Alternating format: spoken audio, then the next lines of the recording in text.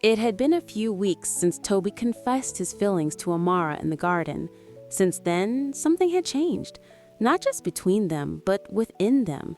There was no longer any awkwardness in their conversations. Laughter came easily, silence felt comfortable, and every shared glance said more than words ever could. Amara was thriving. With Tobi's gentle support, she had begun taking short online courses. Her confidence was blooming like a flower long hidden from sunlight. Tobi never pressured her. He only encouraged, supported, and celebrated every little win she had. And that made all the difference. One Sunday morning, Tobi picked Amara up for church.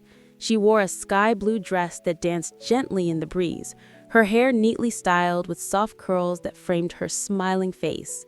As she stepped out, Tobi was momentarily lost in admiration. "You look radiant," he said, almost in a whisper. Amara smiled shyly. "Thank you." After service, instead of going home immediately, Tobi drove her to a quiet lake just outside the city. It was peaceful, with birds chirping and the water rippling softly. A few families were there, but it still felt like their own little world. They sat by the lake on a checkered mat Tobi had brought. He unpacked snacks and juice, and they ate, laughed, and talked about childhood memories, hers filled with hardship, his with pressure and expectations. At one point, Amara grew quiet. She looked at the water, her eyes a little misty. "Sometimes I feel like I don't belong in your world, Tobi. You're everything I never imagined I could have." Tobi gently turned her face toward him.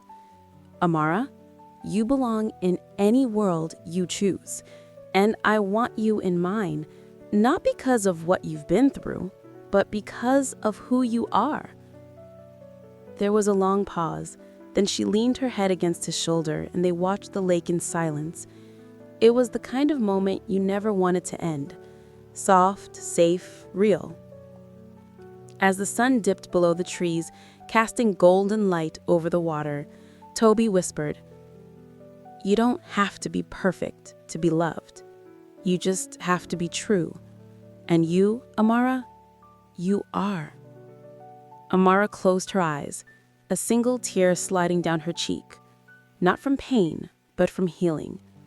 She had never known love could feel like this.